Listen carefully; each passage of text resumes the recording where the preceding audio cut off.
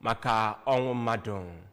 Ọ bụ oge iji wee kelee Chineke maka onye biri ezi ndụ oge enyiri ozu Chief Silvanus Okoye onye hapụrụ ụwa ka ọ gbasiri afọ 85 na mberebe ya na Moji Village Agụlụ n'okpuru ọchị ime obodo Anọcha.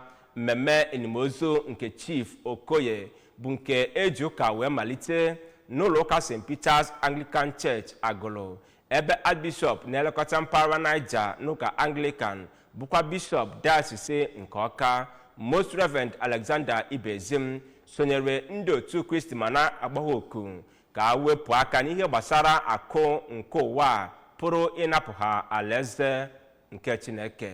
Ka Chukwuemeka Mmodilim kọtọpụrụ gị akụkọ a.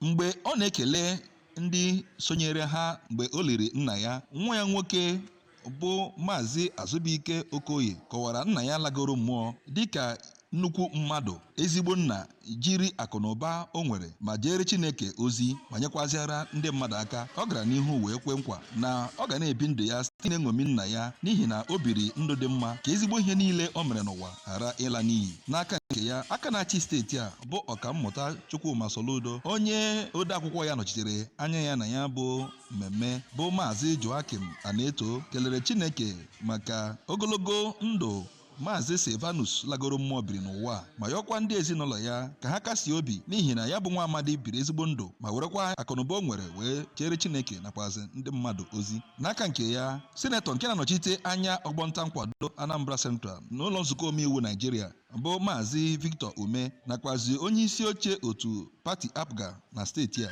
bụ Maazị Ifeatụ Obi Okoye kwupụtakwara ọtụtụ ihe ndị ha ji mara ya bụ nwa amadi lagoro mmụọ. N'Ọka, abụ m Chukwuemeka Mmodilim.